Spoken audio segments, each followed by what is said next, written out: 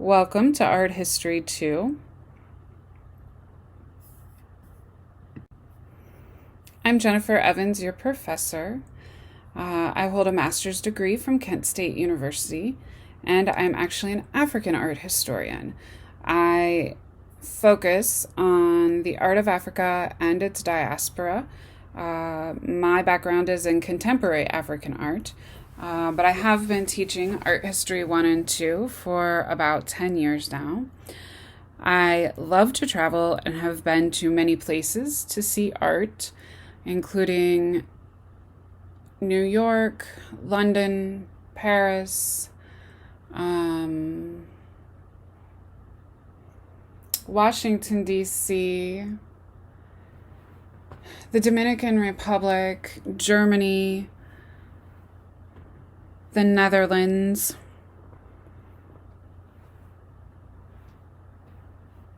That's all I can think of right now. San Francisco.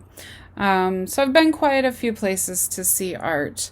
And one of the things that I've noticed is that no matter where the art exhibition is, art seems to stir a response in people that is passionate and that is attention drawing. So I hope that you enjoy my course and enjoy the excitement that I have for this subject matter, and enjoy the specialty that I have in non-Western art, because I'm always going to be asking you to look at the non-Western side of things, even though I'm actually teaching you the Western side of things. So let's talk a little bit about the syllabus. I just want to go over a few simple things with you so that you know what to expect in this course. One of the very first things I want to tell you is that I do not have office hours on Kent's main campus. I teach solely remotely. I am in Columbus, Ohio, whereas Kent's satellite campus that this is taught at is at Kent State Geauga. So should you need something specific, the phone is the main way to do that, or we could meet over Zoom. My phone number is listed. It's listed here on the syllabus because I really do want you to use it. Too many times my students sit around stressing about something that I could answer very quickly for them, and they get anxious feeling like they're bothering me if they pick up the phone and call or text me. That is never the case. You're never bothering me. The reason that I give you my phone number is so that you can use it. Should you need something that's a little bit more in depth, I might tell you, oh, hey, I am in the middle of a birthday party and I'd really like to discuss that with you a little bit longer. Could we please set up a time to chat? In addition to, if you email me and say, hey, I need this or that, and it's a really long-winded explanation that might lose something in the course of writing back and forth, I usually ask you to please just give me a call. I will always ask you to give me a call if you want to ask me about your grade. That is because I like to be able to personally talk to you about what it is that I see that might help you to improve your grade. Okay, so what else do I want to tell you? When you text, could you please identify yourself and what university you go to? Even if you've texted me prior to that day and told me who you are and what university you go to. And here's the reason. Unfortunately, sometimes my life is really, really busy, and I teach a lot at 3 different universities. And sometimes you'll text me and I think I'm talking to a student from Kent, that I'm actually talking to a student from a different university. That has resulted in me delivering incorrect information to a student before. So I'm asking that you always identify who you are and what university you go to, and that you're taking art history 2 whenever you text me, so that I am sure I give you proper information.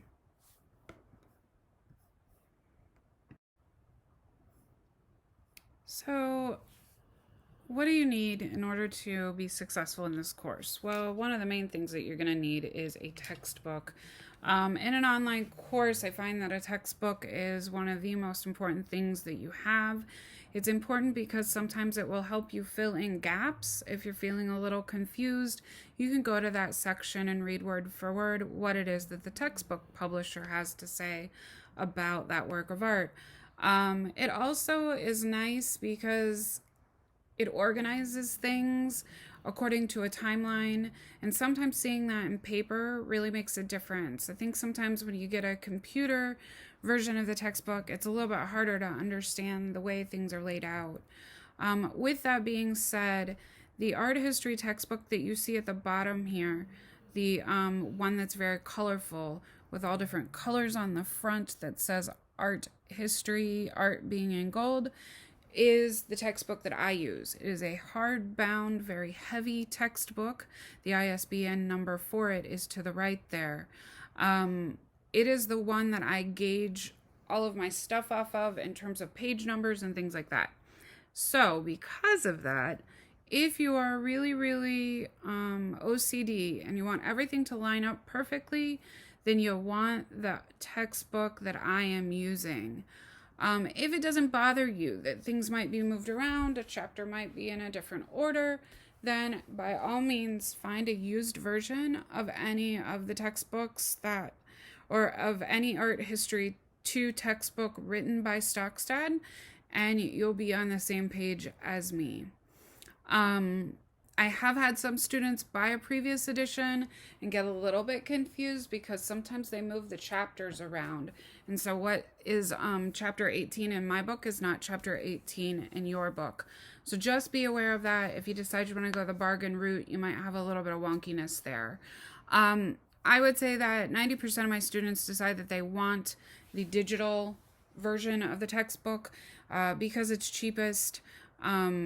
And if that is the case, then the image of the reveal, the Revel student access code is what you're looking for.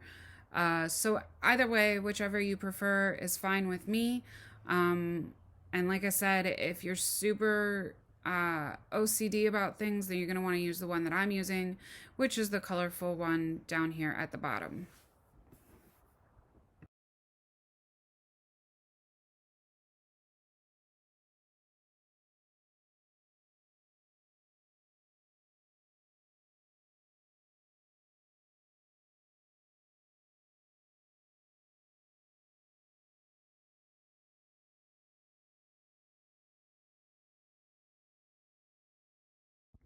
Okay, so most of my students want to know how they get a grade in this class. So let's go over that point breakdown real quickly.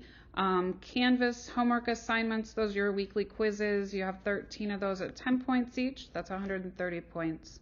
You have a discussion post due each week. You get 13 of those at 10 points each. And then 3 exams, each at 100 points. So that's a total of 560 points.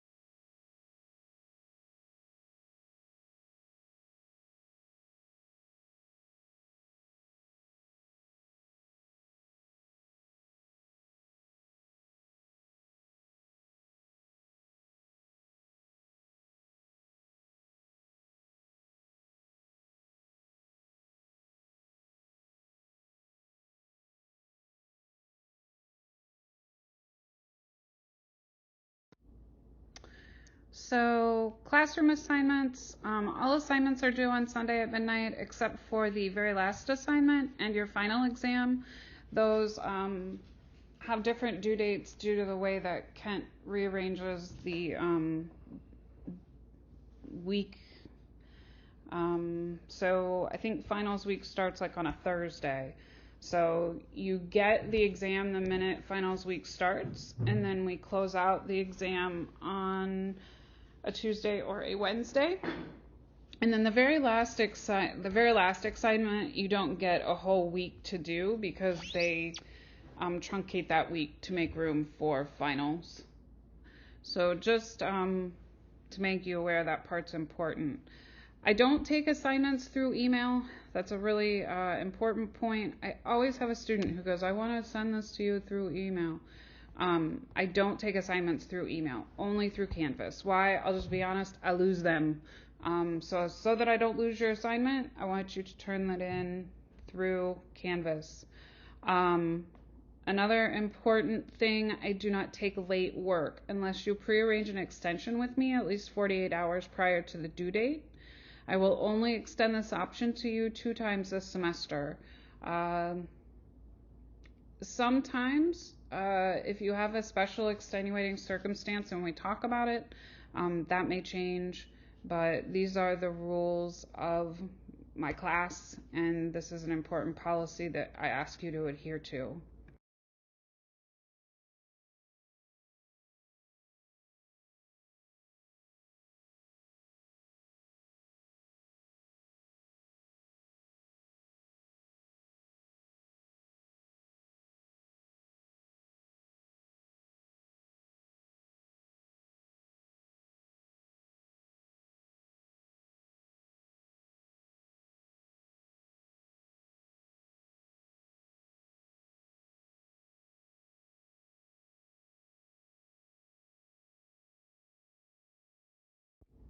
Because this class is taught online, a lot of students think, oh, I don't have as much work to do. In my opinion, online class sometimes takes a little bit more work on your part because you have to be a self-starter. Be sure that you're disciplined about watching your 3 hours of lecture a week and doing your reading and writing work. So be prepared to spend at least 5 hours a week on this class. Be sure that you're taking good, solid notes. And if you have questions, call me about the content, especially if you're like, I don't understand the concept of something. That's something we should talk about. Let's talk a minute about the quizzes versus the exams and the discussion posts. So this is important information that if you haven't heard me in a lot of this other information that I've given you in the syllabus video, this is the one thing I really want you to have stick with you. So quizzes are your weekly homework assignments, and they are multiple choice questions, and they are not multiple choice questions that are designed for you to be able to Google. They're critical thinking questions in the form of a multiple choice question. And so when you do those multiple choice questions for the quiz, I want you to put some time into thinking through the different possibilities that are there and see what logically makes sense. The quizzes are purposely designed so that you do not get a perfect score on that quiz. They're designed so that you think thoroughly about the concepts that you learned in the lecture and you're able to process them and see how they look in the art. The exams are different. They are more about the information that you retained throughout the entire lecture series. So whether or not you learned the basic concepts, they're not critical thinking questions. That doesn't mean you can Google them because many of the exam questions are based on the lecture and they're specific to the things that you learned in the lecture. But I just want to let you know, the quizzes are more critical thinking, the exams are more comprehensive. As far as the discussion posts go, you can look at those as mini essays. They are practice for the short essay portion of your exams. And they're things that I want you to process and discuss with your group members. So we will have some that come in the form of group work where you can create a discussion between the 4 of you about a particular concept. You're not going to see that for the first couple weeks. For the first couple weeks, you're just going to reply to a discussion post that's general that we ask the entire class. So keep your eye out for that. I'll make sure to make you aware when we have a discussion question that is a group question. Some helpful things to note. I'm here to help you always, so when you need help, please reach out and ask me for it. I ask that you show courtesy and respect to your peers within the course, as well as to me, your instructor. If English is a second language for you, please let me know. It makes a difference when I grade your essays. I'm never grading your essay based on grammar, but sometimes I won't always be able to follow you if you've rearranged verbs or something like that. So it helps me to know if English is your second language. I ask that you take substantial notes during each PowerPoint presentation so that you cement the concepts within the PowerPoint presentation that we're trying to go over. But also, taking notes will help you in the exam. You may refer to my presentations until I release the exam. Once the exam is released, all presentations close. Please contact me if you don't understand an assignment or an instruction. And you'll need to contact me in time for you to still turn your assignment in by the posted due date. You do have access to a lot of digital images here, and you have access to my intellectual property. I ask that you do not distribute publicly my intellectual property without my written consent, or that you do not take notes and give them to other students publicly, sell your notes, sell my images, things like that. Many of the images that you see are images that belong to me. I've taken them in my travel study. A piece of advice that I have for you is to be sure to advocate for yourself. If you don't understand something, if you have an issue, please pick up the phone and call me. I'm very laid back about the phone. You do not have to have an appointment to call me on the phone. I always want to talk to my students, and I always want to help you.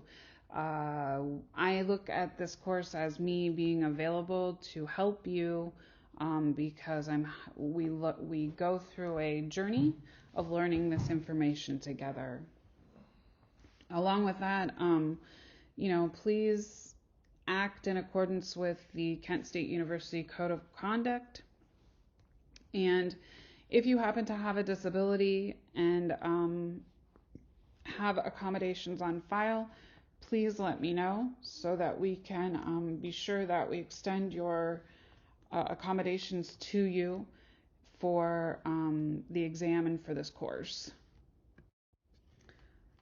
So I want to remind you that I'm required by the university to report your attendance to the office several times during the semester. So if you all of a sudden quit doing quizzes, or you all of a sudden quit showing up to class, you doing your quiz is you showing up to class. So if you don't take the quizzes, then I don't think you've come to class. So you need to be sure that you're doing your quizzes and that you're doing your discussion boards.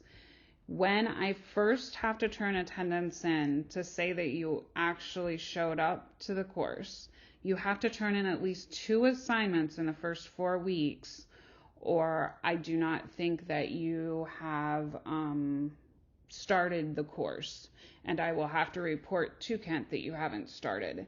So please keep that in mind. You need at least 2 assignments, a quiz and a discussion post, for me to count you as having attended. As well as if you all of a sudden quit turning things in, I have to report that to Kent State University's registrar office.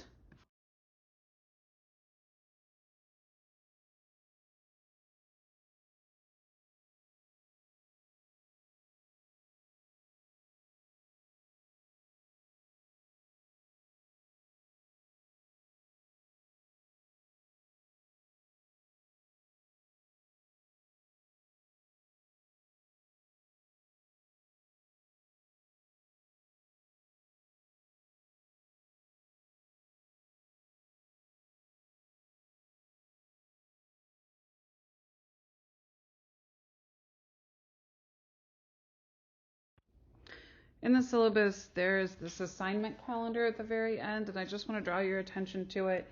It really has everything that you need in terms of information in it. So it tells you what week it is, what section of the book that I'm taking lecture from, what's due for the week. It tells you the due date and any important information you need to know about that particular week. I don't, in the new Canvas system, which please keep in mind I am somewhat new to, you can download the syllabus and follow along. We have tried to create a calendar so that you can always know online what's going on. But this back part of the syllabus that has the assignment calendar in it is the probably most important part of the syllabus